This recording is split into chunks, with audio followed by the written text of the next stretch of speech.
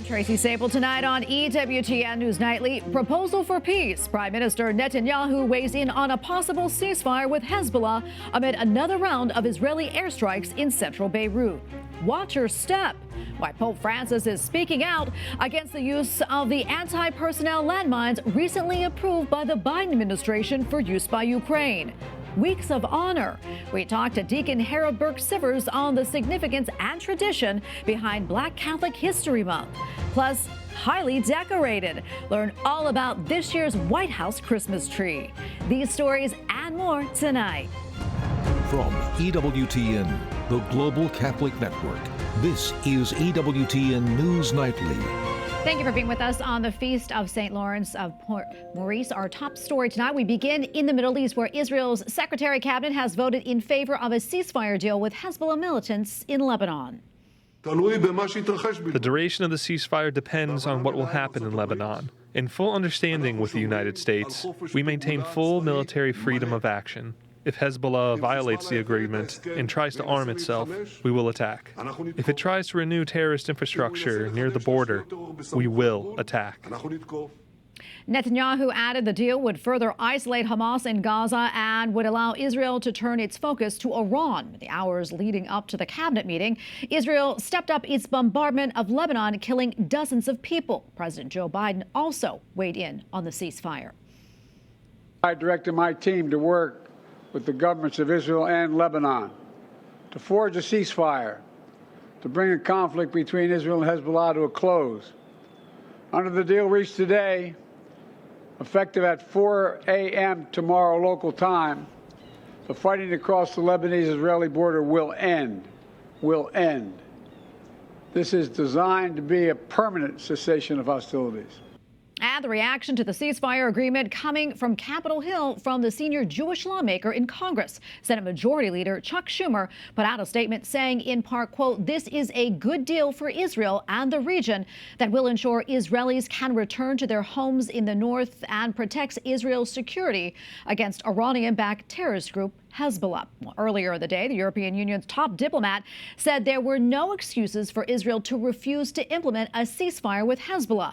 The outgoing EU policy chief said all of Israel's concerns had been addressed in the deal. He also warned that if the ceasefire was not implemented, Lebanon would fall apart. And joining us now to talk more about the latest developments is Ambassador Jim Jeffrey, former ambassador to Turkey and chair of the Mideast Department at the Wilson Center. Mr. Ambassador, good to be with you today. A lot to unpack here, but first, your thoughts on the deal that was reached today. Thank you, Tracy. First of all, this is a huge step forward for a new, more stable, secure Middle East. Second, this has only been made possible because of a dramatic Israeli military success, primarily defeating Hezbollah, but also the overall Israeli campaign since it was struck so terribly on the 7th of October over a year ago. This agreement is essentially a reinforcement of the original agreement from 2006, which I was involved in up in the UN, Resolution 1701, that was supposed to bring peace to southern Lebanon by having the Hezbollah terrorist faction supported by Iran withdraw north of the Litani River. They never did. This time, they are under real pressure to do so. They have agreed to do so, and Israel will have the right to respond if they do not. Well, President Biden, as you know, said today the deal was, quote, designed to be a permanent cessation of hostilities. Yet, as we know, this is only a temporary ceasefire. That said, do you think there is a chance that Hezbollah could violate the ceasefire? There is a chance, but I want to look on the more positive side. There's also a chance that this temporary ceasefire can last. The Korean temporary ceasefire from 1953 is still in effect over 70 years later. So I'm pretty optimistic that this can, because we know that the Israeli people, after what they went through, will never again allow terrorists on their border. Two, we also know, we have seen this dramatically, they have the military capability to defeat, with United States support, anyone in the region. Yeah, and I think a lot of people are wondering this, Mr. Ambassador, why do you think Israel launched one last strike when they knew that a ceasefire deal was in the works? What do you think was the strategy there?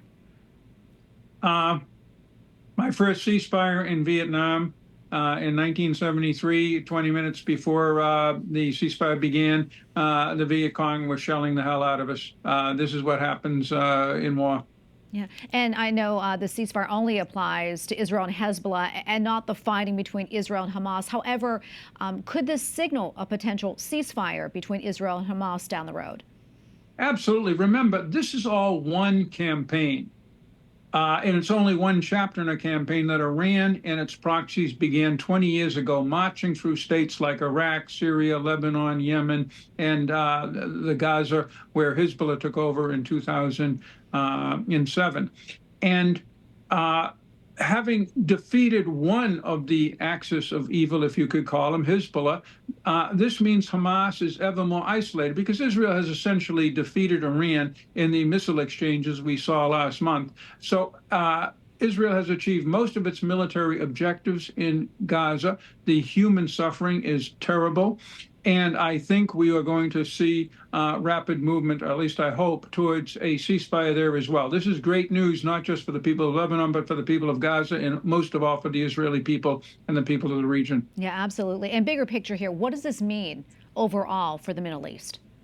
What it means is that the counteroffensive against Iran, we saw this in the last administration, or rather the Trump administration, the last administration still, with the Abraham Accords between Israel and many Arab states.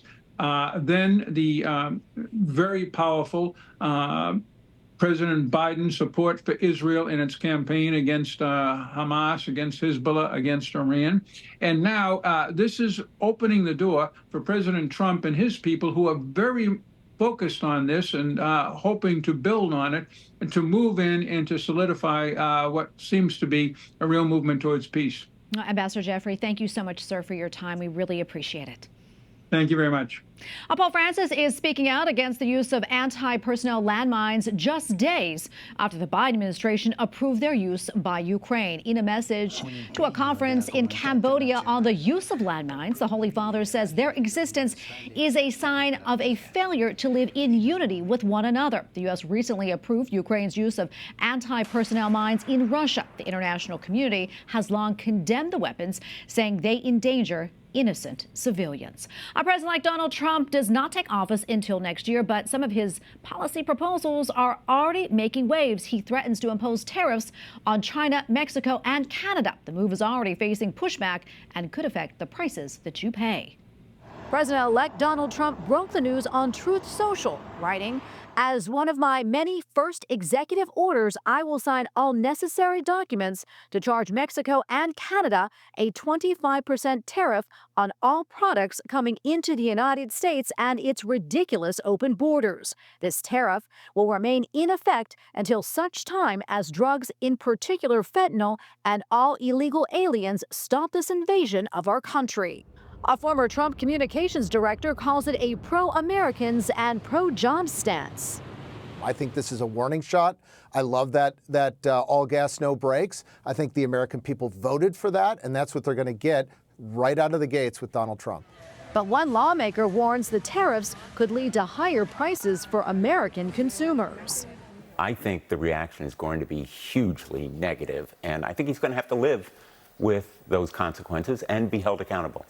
The president of Mexico is already threatening to retaliate. She says each American tariff would be followed by one from Mexico, putting businesses on both sides of the border at risk. Trump also singled out China, saying the country never followed through on its promise to curb the flow of drugs. He writes, "Until such time as they stop, we will be charging China an additional 10% tariff." China did not immediately respond, except to say, "We have an open attitude toward dialogue and communication." But Ian Bremmer, who follows these issues, says China is deeply concerned about the impact more tariffs would have on its economy. You're going to see offers from these countries. Why wouldn't Trump, in the weeks before he's president, throw that out? When they have an opportunity before he's president to say, no, please, here's what we'll do for you. I think he's smoking them out a little bit. Well, Texas is quickly becoming the blueprint for how incoming Trump officials expect to address security issues at the U.S. border. Today, incoming border czar Catholic Tom Homan went to Texas with Republican Governor Greg Abbott to assess the situation firsthand. You can't have strong national security if you don't have border security. We didn't know who's coming in, what's coming in, where it's coming in, why it's coming, all those questions. The two served meals to Texas National Guard soldiers and Texas Department of Public Safety troopers. They began the day in Eagle Pass, an important border town for the state's Operation Lone Star program, which deals with illegal immigration and drug trafficking along the U.S.-Mexico border. All right, turning now to Wall Street, where U.S. stocks are nearing their record highs again today. In afternoon trading, the S&P 500 rose more than 34 points. It is on track to surpass its all-time high from a couple of weeks ago. The Dow finished up 123 points. This continues a recent surge on the stock market amid excitement over Donald Trump's choice of Scott Bessent as Treasury Secretary. Many hope the hedge fund manager can help the new administration lower the deficit and improve the economy. Well, the Halls of Congress are starting to see some new faces. The current session ends in a few weeks, but members of the 119th Congress are already gearing up for January 3rd, when they will officially be sworn in. The House will have over 60 new members who are now learning the ropes. Capitol Hill correspondent Eric Rosales joins us now with that story. Eric. Well, it's great to be with you, Tracy. It's a rite of passage that happens every 2 years, and new member orientation is a lot like the first day of high school or even college. Dozens of new House lawmakers are learning how to navigate the Capitol and budget their time. They've been in a 2-week crash course, from everything on how to write a bill to hiring staff to even filling out travel expenses, not to mention picking their offices. New lawmakers tell me it's a lot to take in. I think there is a certain amount of concern about making sure I'm staying connected with the people who elected me. At the same time, I'm thousands of miles away, and I think that's going to be a real focus for us in the first few months. It's very exciting. It's a huge honor, and it's starting to feel real to me. Some are already talking about issues that they want to work on, like abortion. I've always been pro-life. I do believe the exceptions need to be in place there, and so we trying to find a way to. The problem with this issue so much is that you got people yelling on this side and yelling on that side. When I was Under Secretary of Defense, we put in the reproductive health care policy. We allowed women to get contraceptives at our military treatment facilities on a walk-in basis. Others say they're aiming for specific committee assignments. I'm trying to get on the Appropriations Committee. I'm told as a freshman that's not possible, but you miss all the shots you don't take, right? But I know that that'd be really important to my area in Northern Virginia.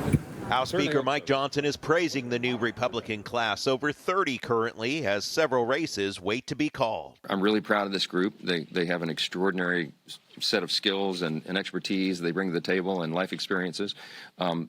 Pound for pound, I think it's one of the strongest classes maybe that's ever come in for our party. New House members ended their 2-week orientation with a class photo on the House steps. On the other side of the Capitol, 10 new lawmakers will join the Senate, including 4 Republicans, giving them control of the chamber. Excited to be here. Glad that I've been invited to the orientation, and excited to get to work for bringing about the change that the people of our great Commonwealth of Pennsylvania have demanded, and excited to get to work. Well, Congress returns Monday for what amounts to be a 3-week sprint to the end of the session. Most pressing issues: fund the government past December 20th, raise the debt ceiling, pass a National Defense Authorization Act, disaster relief, and extend farm programs. A lot to do to get done before lawmakers come back. And actually, they're supposed to do an omnibus bill that possibly is going to be voted on just before Christmas. But I'll have the latest from Capitol Hill. Tracy, I'll continue to follow it all. We know you will. Thank you so much, Eric, and congratulations to them. Welcome to Washington. We have a lot more still to come here on EWTN News Nightly. November, as we know, was primarily known for Thanksgiving, but there's something else it's known for in the Catholic world. Coming up, we discuss the beginnings and importance of Black Catholic History Month. Plus, the White House has its new Christmas tree, and we'll talk to the farmers who provided it and why they say it is a sign of resilience.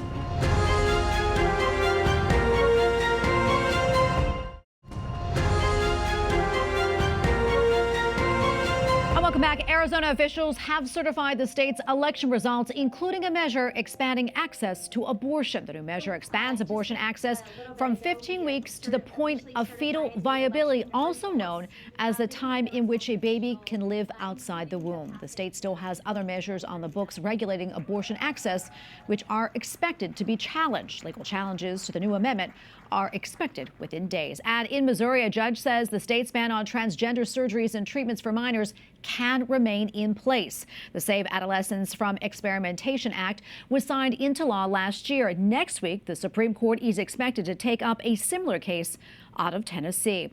Well, the month of November is known for many things, and here in the United States, it is also Black Catholic History Month. The initiative began back in 1990 to celebrate the long tradition and proud history of Black Catholics. Two major dates fall in this month, including the feast of St. Martin de Porres on November 3rd. Born in Peru, he is the patron saint of mixed-race people and those seeking racial harmony. The other important date is the birthday of St. Augustine of Hippo, which tradition holds took place on November 13th.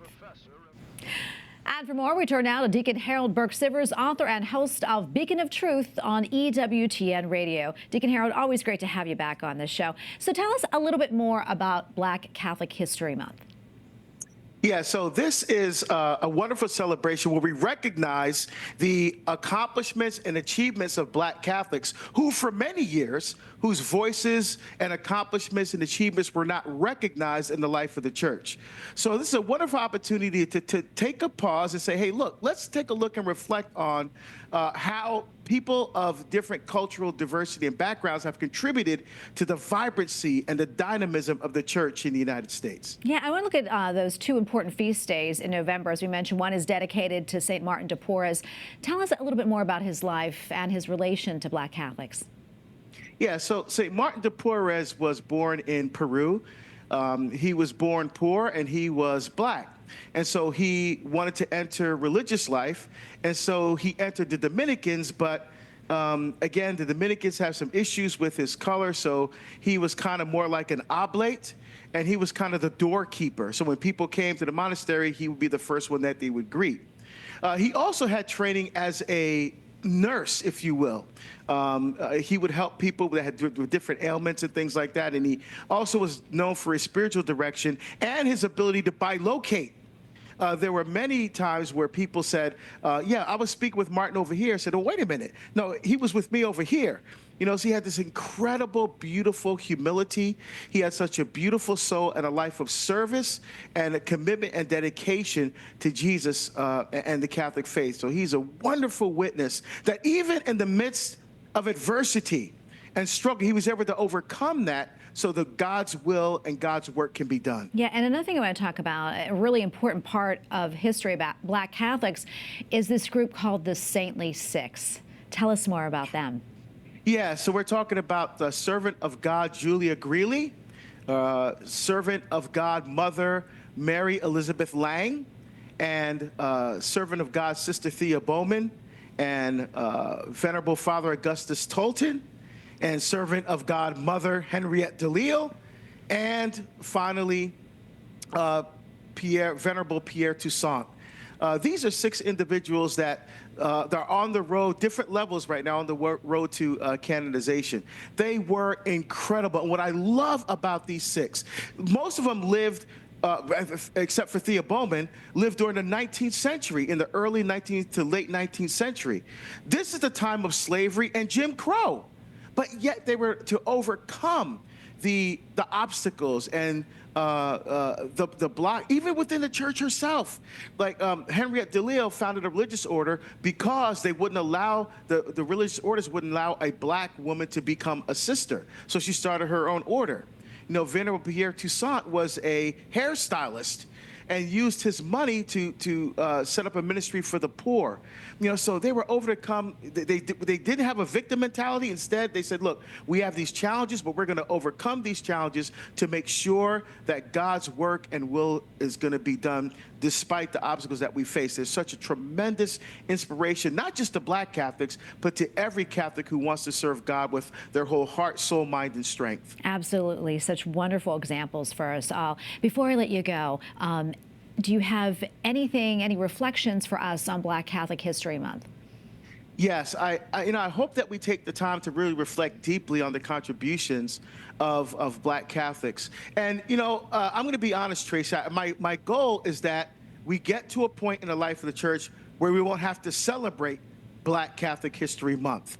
Because the idea of Black Catholics, and all Catholics, whether they're Native American or Asian or Hispanic, that the contributions of people of color will be so woven into the fabric of our thinking as Catholics that we won't need to celebrate individual cultural months. It's just part of the whole part and parcel of what it means to be a Catholic in the United States. Yeah, I love that. And that is really important. And hopefully that day comes soon. Deacon Harold, great to be with you. Thank you so much, and God bless you.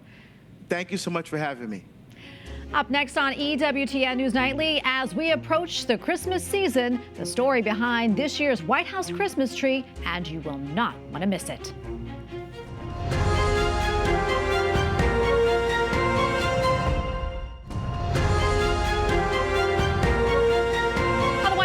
Officially welcomed its 18-foot tall Christmas tree. Remember, First Lady Jill Biden received it yesterday right outside the Executive Mansion. The tree comes from Newland, North Carolina. And joining us now is Sam Carter, whose family owns the farm on which the tree grew. Sam, welcome.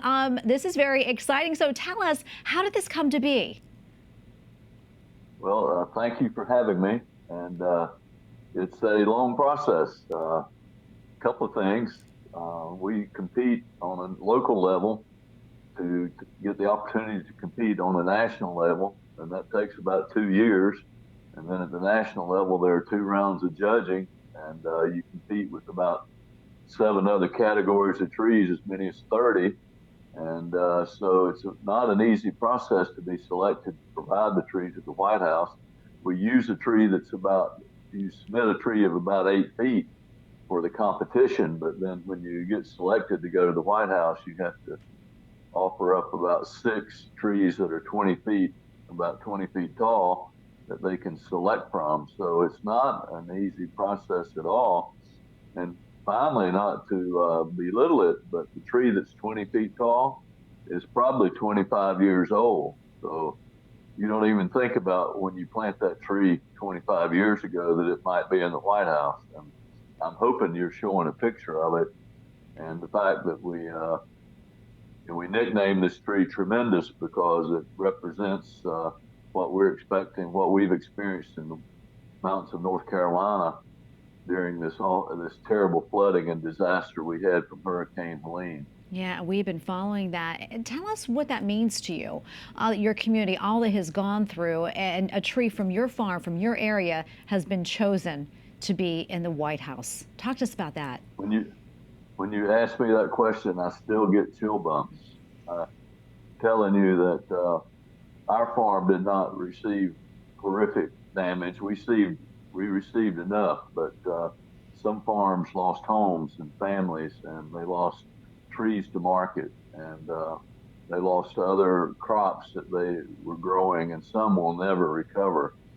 And but what gives me chill bumps is the outpouring of goodwill from other people, other states around the country that sent in supplies.